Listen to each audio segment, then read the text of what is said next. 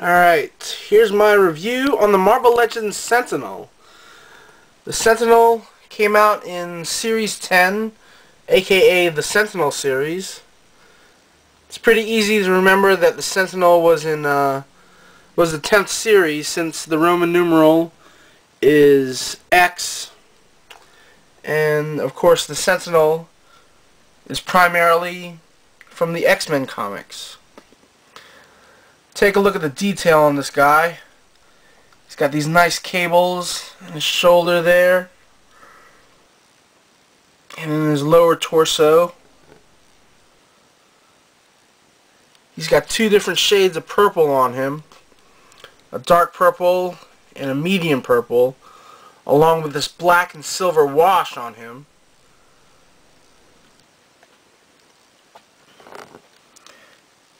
He's got cables and hydraulics there in his thighs.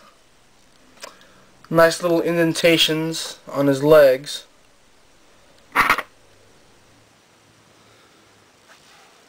He's got these cool cables that come out of his hands. Check out that mean looking face.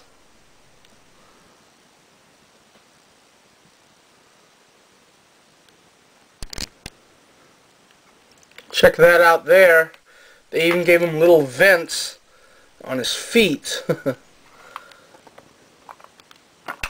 can even see the detail of the cables in between his joints there. And if you can see that there down by his feet. They didn't need to give him that, but they did.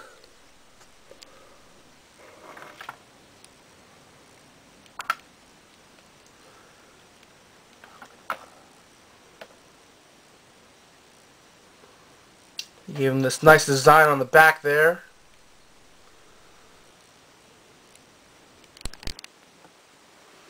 When it came to the Sentinel series consisted of 6 parts, but in the wave there were actually 7 figures. There was Cyclops, Spider-Man, Angel, Mystique, Omega Red, Black Panther, and Mr. Sinister. Although Omega Red and Mystique came with the same body part, which if you got the whole wave, you were usually left with this part right here, which is the lower torso / waist part. And when it comes to body parts, this right here, the upper torso and the head, is usually the hardest part to find. I'm thinking mainly because he came with Spider-Man, and since kids love Spider-Man so much, you know, their parents most likely bought that before they bought any other part of the Sentinel series, and not knowing that it was a series that you could build this one giant robot out of, and therefore Spider-Man, out of the entire wave, disappeared off shelves quicker than the other figures. The Sentinel's got himself 45 points of articulation. For the legs here, he's got himself a ball-jointed foot. He's got double-jointed knees. He's got a swivel right there. He's got a ball-hinged thigh joint there. It's pretty stiff, so I'm not going to try to force it.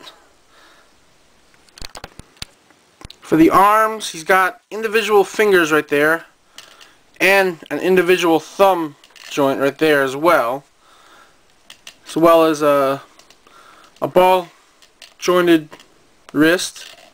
He's got double jointed elbows.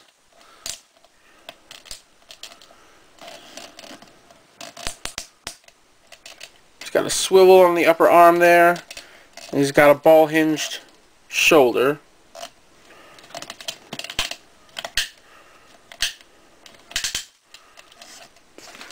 And for his body, he's got a swivel at the waist. He's got a ball joint on the upper torso there, and a ball jointed head. And those cables / tentacles that were on his hands earlier are bendy, so you can bend them to any shape you want. I personally don't care for these too much on the figure, especially since in the 90s cartoon series they never really had these. Let's just take another close look at the detail on this guy.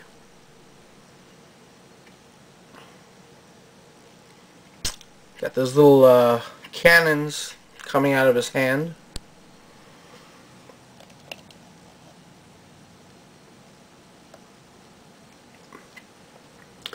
Nice little thing I like about the Sentinel here, and which is one reason I like the Marvel Universe figures now.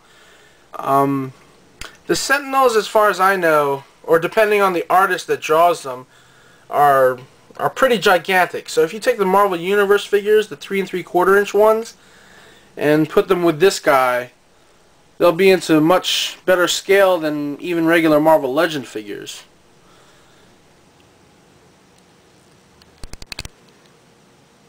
But, yeah, there's my little review on the Marvel Legends Sentinel. Stay tuned for my review on Apocalypse. Alright, thanks for watching.